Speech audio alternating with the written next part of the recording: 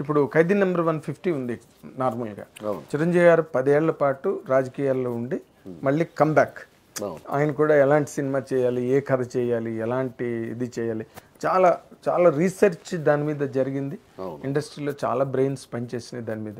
ఖైదీ number 150 start అయింది, మీకు chance వచ్చింది. ఆ ఛాన్స్ ఎలా వచ్చింది సార్ అసలు మీకు? నాగబాబు గారు ఫోన్ చేశారు సార్ నాకు. నాగబాబుకి మీకు సంబంధం ఏంటి? నాగబాబు గారితో నాకు నాగబాబు గారు అంటే చాలా అభిమానం అండి. నాగబాబు గారికి నేనంటే చాలా ఆత్మీయత. ఓకే. నాగబాబు గారితో 2 సీరియల్స్కి పనిచేశాను నేను. ఓకే. శిఖరం అనే సీరియల్కి రాశాను నేను. ఆ సీరియల్లో నాగబాబు గారితో నాకు బాగా పరిచయం అయిందండి. అప్పుడు నేను అనుకునేవాడిని చిరంజీవి గారితో, అప్పుడు చిరంజీవి గారు పాలిటిక్స్లో ఉన్నారు. అవును. శిఖరం నేను రాసేటప్పుడు. ఓకే. సో ఇక నాకు చిరంజీవి గారితో పనిచేసే అవకాశం రాదు.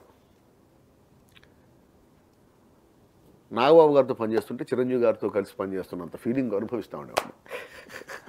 అమ్మాయ చిరంజీవి గారితో పనిచేయలేకపోయినా నాగబాబు గారితో పనిచేస్తున్నాను. ఆయన చూస్తుంటే చిరంజీవి గారిని చూస్తున్నట్టే ఉంటుంది. ఆయన మాట్లాడుతుంటే చిరంజీవి గారు మాట్లాడుతున్నట్టే ఉంటుంది. ఎగ్జాక్ట్లీ. ఆయనతో ఎక్కువ కూర్చొని, పైగా అద్భుతమైన నాలెడ్జ్ అయింది నాగబాబు గారు. ఏ అంశం గురించి మాట్లాడాల్సి వచ్చినా కూడాను దాని గురించి చాలా డీప్కి వెళ్ళిపోయి విశ్లేషణాత్మకంగా మాట్లాడగలిగినటువంటి పరిజ్ఞానం ఉన్న వ్యక్తి. అవును. మహానుభావుడు. సో ఆయనతో కూర్చొని ఆయన చెప్పేది వింటూ నేర్చుకుంటూ, చిరంజీవి గారే చెప్తున్నారు నాకు, చిరంజీవి గారు మాటలు వింటున్నాననే ఫీలింగ్లో ఆయనకి నా వర్క్ అంతా కూడా చాలా ఇష్టం నాగబాబు గారికి. ఓకే. ఆ తర్వాత నాగబాబు గారి సొంత సీరియల్ సీతామహాలక్ష్మి మా టీవీలో వచ్చిందండి. అద్భుతమైన సీరియల్ అది. దానికి నాకు నంది అవార్డు కూడా అనౌన్స్ చేశారు. ఓకే. నాకు ఒకే సంవత్సరం, అంతకుముందు పుత్రబొమ్మకి తీసుకున్నాను నేను best screen play Nandi award టీవీకి. ఓకే. ఇదైతే సీతామహాలక్ష్మి సీరియల్కి మళ్ళీ ఇది రాని రోజు సినిమాకి ఒకేసారి నాకు నంది అవార్డ్స్ అనౌన్స్ చేశారు. ఓ, సినిమాకి సీరియల్కి ఒకేసారి వచ్చిన రైటర్ మీరేనేమో. ఆ నందులు ఇంకా వాళ్ళ దగ్గర ఉన్నాయి, ఇవ్వలేదండి నాకు. అవునా? అనౌన్స్ చేశారు అంతే. ఓకే. ఓకే. దాచిపెట్టించారేమో మీ గురించి. ఇవ్వాల, వాళ్ళ దగ్గరే ఉన్నాయి నందులు. అట్లాగా సీతామహాలక్ష్మి సీరియల్ కూడా నేనే రాశానండి. కథ నాగబాబు గారిది. ఓకే. డైలాగ్స్ నేను. అలాగే ఒకసారి సడన్గా నాకు కాల్ చేసి, ఇట్లా అన్నయ్య ఫోన్ చేస్తారా నీకు, మాట్లాడు అన్నారు. ఎవరు సార్? అన్నయ్య ఫోన్ చేస్తారా, మాట్లాడు. ఏ అన్నయ్య సార్? చిరంజీవి గారు నాకు ఫోన్ చేస్తారు, నేను ఎందుకు అనుకుంటా. అసలు మీ ఊహల్లో కూడా ఉండదు కదా, అది ఉండదు కదా. ఒకసారి టెన్షన్ స్టార్ట్ అయింది. మా అన్నయ్య ఫోన్ చేస్తారు, మాట్లాడవా అని ఫోన్ పెట్టేశారు ఆయన. ఓకే. చిరంజీవి గారు ఫోన్ చేయటం ఏంటి, నాకు ఫోన్ చేయటం ఏంటి అని చెప్పేసి ఆ ఫోన్ చేతిలో పెట్టుకుని అటు ఇటు తిరుగుతూ ఉన్నాను. అంతే కదా మరి. ఫోన్ వచ్చింది, టక్కని ఫస్ట్ రింగ్కి ఎత్తా. సార్ గారు చిరంజీవి గారు. అసలు నేను ఊహించలేదండి ఆ ఫోన్ కాల్. ఓకే. ఇప్పుడు సినిమా రంగంలోకి వచ్చిన వాడు ఎవరికైనా కానీ, నా కాంటెంపరీస్కి వాళ్ళ కళ ఏంటండి, చిరంజీవి గారితో పనిచేయాలి, అంతే. బాలకృష్ణ గారితో పనిచేయాలి, చిరంజీవి గారితో పనిచేయాలి, అంతేగా. అంతే. చిరంజీవి గారు అప్పటికి నేను గౌతమిపుత్ర శాతకర్ణి రాస్తున్నా. ఓకే. గౌతమిపుత్ర శాతకర్ణి రాస్తూ ఉన్నా అప్పటికి. సరే బాలకృష్ణ గారికి రాసే అవకాశం వచ్చింది, నా ఆనందపడతాం. ఇంతలోకి చిరంజీవి గారి దగ్గర నుంచి కూడా కాల్ వచ్చేసింది నాకు. ఆయన ఏదో చెప్తున్నారు, నాకే వినపట్లేదు. చెవి పని చేయట్లా, చెయ్యి పని చేయట్లా. చెయ్యి ఫోన్ మాత్రం అక్కడ ఉంది అంతే. ఎంత గొప్ప మనిషి అంటే ఆయన. ఇప్పుడు మనం ఒక సినిమాకి పనిచేద్దాం అనుకుంటున్నాము, ఇప్పుడు మీరు రాగలరా, లేదు మీకు ఎప్పుడు టైం కుదురుతుందో చెప్పండి, అప్పుడు మనం కూర్చుందాం. సార్ చిరంజీవి గారు రమ్మంటే రాకుండా ఎవడు ఉంటాడా? రా అన్నమాట పూర్తి కాకముందే పరిగెత్తాం కదా మనం. అక్కడ ఉంటారు, పరిగెత్తండి, అక్కడ ఉంటాం కదా. రాగలరా అని అడగటం అంటే అందుకు కదా మెగాస్టార్ అయింది. రాగలరా, లేదు తర్వాత ఇంకెప్పుడన్నా టైం ఉంటే చెప్పండి అంటే, సార్ నేను వస్తున్నాను సార్ అని చెప్పేసి నేను వెళ్ళిపోయిన తర్వాత అప్పుడు కూర్చోబెట్టి, ఇట్లా మనం చేస్తున్నాం సినిమా.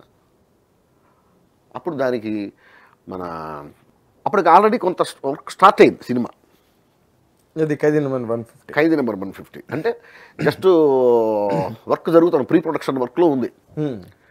ఉన్నప్పుడు ఇక అంటే అప్పటికి కథ మొత్తం రెడీ అయిపోయి మా ట్రీట్మెంట్ మొత్తం కూడా రెడీ అయిపోయింది. ఇక వినాయక్ గారి దగ్గర కూర్చున్నాను. అప్పటికి యాక్చువల్గా నేను ఒక్కడే కాదు సార్ దానికి రైటర్ని. డైలాగ్స్ నాతో పాటు వేమారెడ్డి కూడా రాశాడు. ఓకే, వేమారెడ్డి కూడా రాశాడు. నేను లయన్స్ క్లబ్ సీన్ దగ్గర నుంచి క్లైమాక్స్ దాకా మొత్తం నేనే రాశాను. ఓకే, క్లైమాక్స్ దాకా. ఇక అంటే ఫస్ట్ హాఫ్లో ఒక అరగంట దగ్గర నుంచి నేను రాసింది వస్తుంది. ఓకే, ఫస్ట్ హాఫ్లో ఒక హాఫ్ అన్ అవర్ అయింది, ఒక హాఫ్ అన్ అవర్ దాకా నేను రాసింది ఉండదు, అదంతా వేమారెడ్డి రాసింది. ఓకే, హాఫ్ అన్ అవర్ తర్వాత మొత్తం నేను రాసింది స్టార్ట్ అవుద్ది. ఇక అక్కడి నుంచి చివరి దాకా నేను రాశాను. ఆ మధ్యలో మళ్ళీ 2-3 సీన్స్ వేమారెడ్డి ఉంటాయి. ఓకే. సో దానికి నేను వేమారెడ్డి ఇద్దరం రైటర్స్ని, డైలాగ్ రైటర్స్ని. అది ఆయన చెప్పారండి చిరంజీవి గారు, ఇట్లా వేమారెడ్డి కూడా రాస్తున్నాడు, మీరు కూడా రాస్తే బాగుంటుంది, మీరిద్దరూ మీకేమైనా అభ్యంతరం అన్న.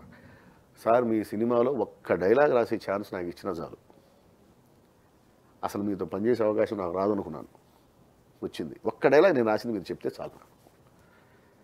అలాంటిది సినిమా రాయమని చెప్తుంటే అంతకంటే కావాల్సింది ఏం సార్.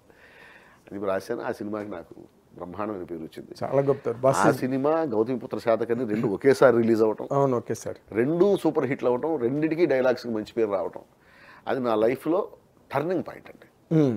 అవును, 100% కెరీర్కి అది చాలా గొప్ప మలుపు అండి. అవును, అల్టిమేట్.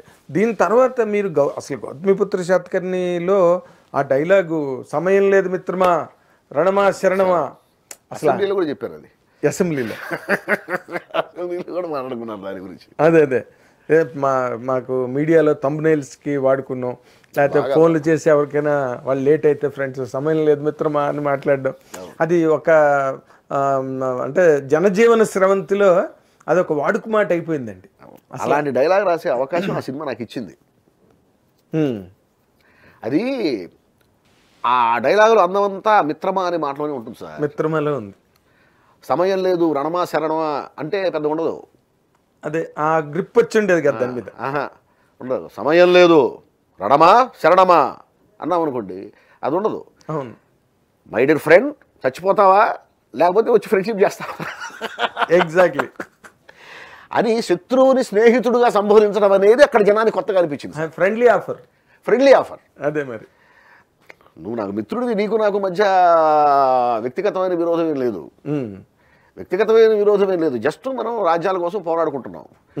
సమయం లేదు, నేను మళ్ళీ పక్క రాజ్యానికి వెళ్ళాలి, అక్కడ కూడా గెలవాలి, అక్కడ నుంచి మళ్ళీ ఇంకో రాజ్యానికి వెళ్ళాలి, అక్కడ కూడా గెలవాలి, మళ్ళీ ఇంట్లో నుంచి బయలుదేరి దాదాపుగా 1 year పైన అయింది, ఇంటికి వెళ్ళి పిల్లలు చూసుకోవాలి, కాబట్టి నాకు టైం లేదు, అర్జెంటుగా అయితే చచ్చిపో లేకపోతే వచ్చి శరణ వేడుకో.